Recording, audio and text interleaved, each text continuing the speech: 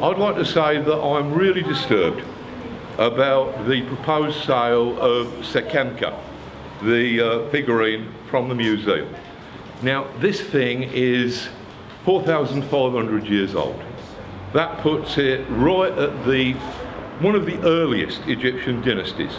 I would say that from the name Sekhemka, it's probably talking about when Egypt was called Chem, which is where we got chemistry, which is where we got almost the entire basis for modern science.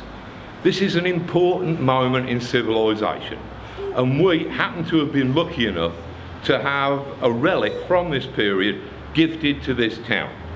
Now, the idea that it should be sold off, perhaps to pay for, I don't know, the restoration of Delapre Abbey. Now, of course, the restoration of Delapre Abbey would be a wonderful thing, but I'd rather got the impression that that was what we were paying our council tax for. That is a restoration of a part of the town. The council should stump up for that themselves. If they have spent the money upon other things, I would rather suggest that that is their problem.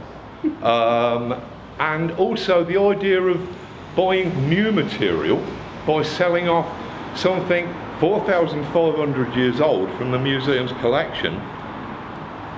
Unless I've got this wrong, museums are rather about old stuff, aren't they? They're not particularly about new stuff. Now, I would say that sort of every part of this town is part of its heritage.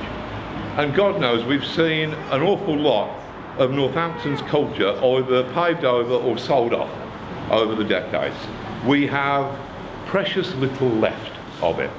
And I would say that the smallest fragment is something that we should hang on to and fight for.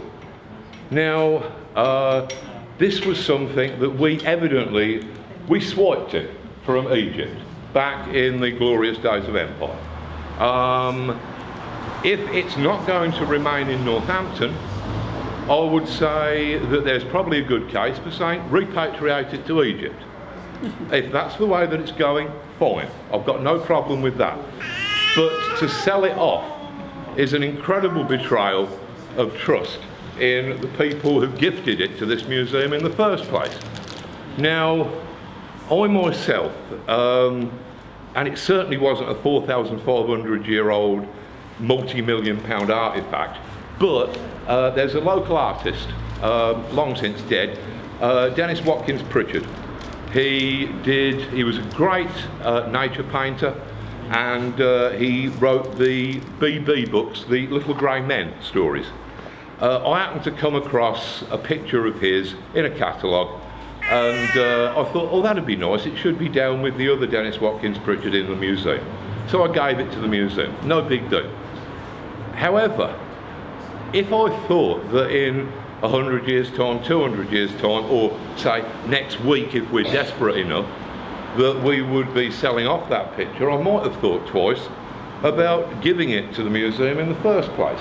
And I'm sure that other donors to the museum would be equally upset to think that the things that they have gifted to the museum should be sold off for a profit.